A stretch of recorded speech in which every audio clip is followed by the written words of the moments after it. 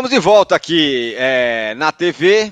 Então, como eu falei, o São Paulo empatou. A pergunta é se o Zubeldia está pressionado. É a terceira empate, aliás, o segundo empate seguido do São Paulo. Empatou com a Inter de Limeira, empatou ontem e tinha perdido no Bragantino. E aí com requintes de crueldade, né? O time chegou a estar na frente 3 vezes no placar e tomou o empate do Velo Clube. Luciano, como eu falei, fez os 2 gols e deu uma assistência para o Tricolor. O Silas, Daniel, Amorim e o Jefferson empataram.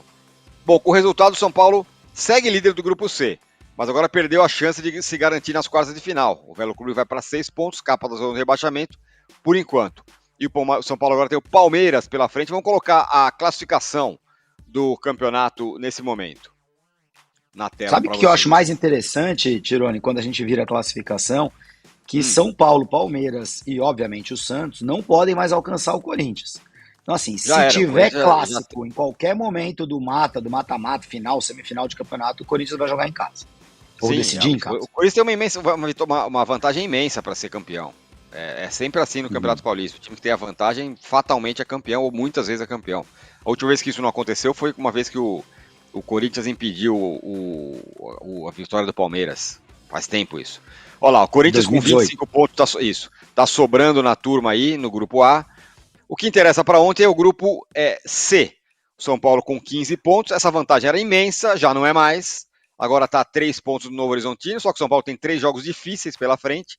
Então o São Paulo está até classificado, mas já não tem a garantia que vai decidir em casa o mata-mata contra o Novo Horizontino, provavelmente contra o Novo Horizontino. Então a situação vai ficando complicada do São Paulo. E o grupo D, com o Palmeiras venceu ontem, está com 16 pontos, ainda está atrás, né? A Ponte Preta. É que não depende só dele, né? Não tem cruzamento. Ponte e São Bernardo, que são exatamente os 2 adversários do São Paulo nas próximas rodadas. É Palmeiras, Ponte e São Bernardo. Então o Palmeiras está meio na mão do São Paulo para ter esse clássico no fim de semana, que o São Paulo vai com o pneu arriado e o Palmeiras vai com moral. Vamos ouvir o Zubeldia, porque ele falou, foi vaiado, e ele defendeu o Jandrei. E acho que talvez seja o único que nem a família do Jandrei defende dele mais. Porque o São Paulo não suporta mais o Jandrei, que ontem foi inventar uma saída de bola, chutou a bola pro lateral, uma bola completamente na fogueira, resultou no segundo gol. E todas as bolas que foram no gol do São Paulo entraram. Vamos ouvir o que disse o Zubeldia. Mirá, Jandrei en la etapa pasada, cuando aconteció un problema con Rafa, Jandrei tuvo que participar, Jandrei tuvo que ayudarnos, Jandrei arrancó de menos a más, Jandrei arrancó cuestionado cuando yo tomé aquí. Jandrei al principio de los primeros partidos había mucha duda sobre él y después él se encargó con buenas actuaciones de ayudar al equipo. Entonces, si bien estamos compitiendo porque queremos llegar a instancias finales y a partir de ahí aspirar a ganar el Paulista,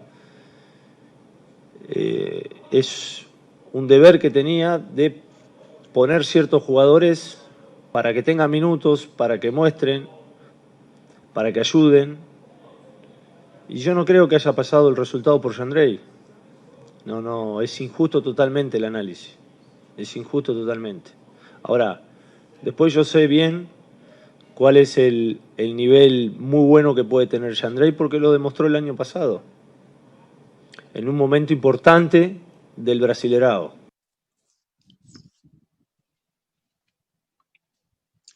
Muito bem, tá aí o Zubeldia falando, diante de tanta coisa ruim do São Paulo nessa semana aí, uma coisa que não dá para reclamar é que o Zubeldia não entrega ninguém às feras, né? Nem o Jandrei. Falou que não, foi importante o Jandrei, tarará, e tudo mais. O fato é, Júlio Gomes, que o São Paulo não está jogando nada, o desempenho do São Paulo esfarelou na última semana, e depois da vitória lá contra o Corinthians, contra o Mirassol, ladeira abaixo. O time toma gol de todo mundo. Se a gente juntar aqui uma galera aqui do All News aqui for lá, a gente faz uns gols lá no São Paulo também. 3 jogos muito ruins, né, Tirone? Assim, e o contexto dos 3 jogos, né? Contra o Bragantino com jogador a mais, contra a Inter com jogador a mais, contra o Velo Clube ganhando 3 vezes, né, o jogo. Então, assim, 9 pontos. O São Paulo tinha que ter feito 9 pontos. Já tá com ia estar com 22, ia estar disputando com o Corinthians a melhor campanha da primeira fase. E acabou ficando nesses 15 pontos aí. Vai jogar em casa contra o Novo Horizontino, vai ser um jogo difícil, porque o São Paulo está mostrando que os jogos deles são difíceis nas quartas de final, para depois ver o que vai acontecer. E outra, né, Tirone, acho que está dada a letra que o São Paulo vai botar time reserva ou um belo do misto contra o Palmeiras. Porque o Oscar, o Lucas, o Caleri vão começar 3 jogos seguidos? Segunda, quinta e domingo? Me parece que seria insano no começo da temporada fazer isso. O Zubeldia já falou ontem na coletiva sobre o gramado sintético do Palmeiras, que é um gramado onde alguns jogadores já se lesionaram, é verdade, ninguém gosta de jogar no sintético, então me parece que está tomada a decisão, foi com os titulares ontem para ganhar bem e reserva contra o Palmeiras. O problema do plano é que não ganhou ontem. E aí vai jogar com o time reserva contra o Palmeiras, possivelmente vai levar um sacode, também com o titular também.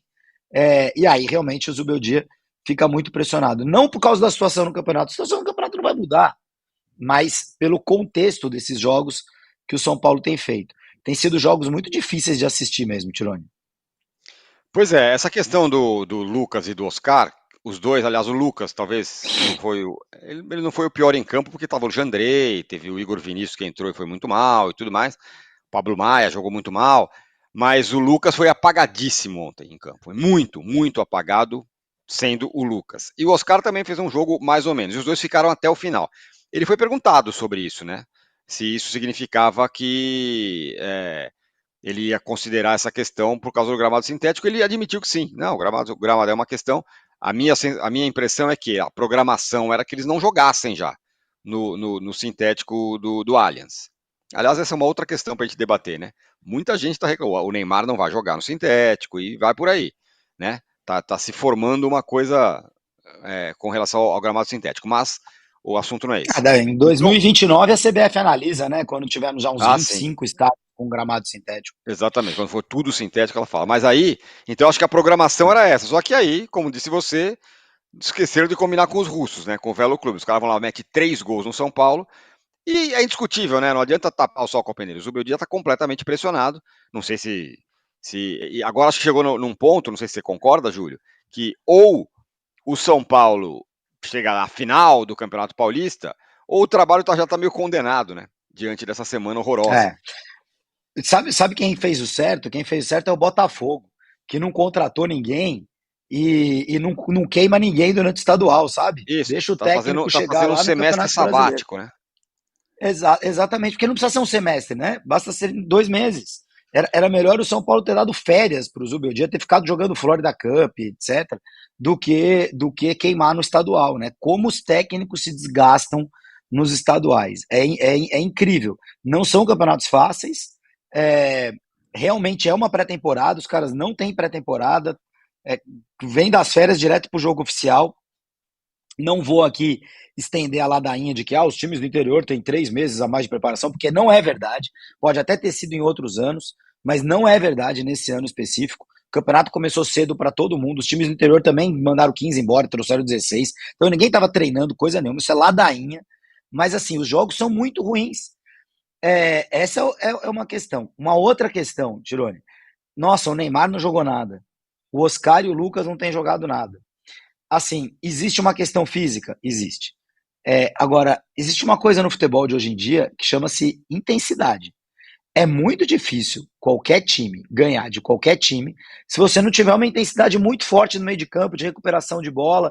Porque quando que o jogador brilha hoje em dia? Não é quando ele vem com a bola lá de trás, jogada construída, é a pressão lá na frente, rouba a bola, você já tá a 5 metros do gol, pega, tabela e mete gol contra uma defesa desarrumada. É assim que sai gol no futebol hoje em dia. Contra-ataque com, eles chamam de transição, né? A bola roubada lá na frente. O Neymar não rouba uma bola na vida desde 2016. Sim, o Lucas, o Oscar, são jogadores que têm dificuldades para fazer essa recomposição e essa marcação, essa pressão na saída de bola do adversário, porque também ninguém mais dá chutão. Então, o futebol tá mais difícil para esses caras, Tirone. Ou você consegue encontrar uma maneira da bola ser roubada para eles triunfarem, ou se você depender desses jogadores veteranos para fazerem esse serviço, você está lascado. Esse foi o resumo do jogo de ontem. Sem marcação completamente frouxa, o São Paulo conseguiu tomar 3 gols do pior time do campeonato. Bom, já o Palmeiras, meu caro.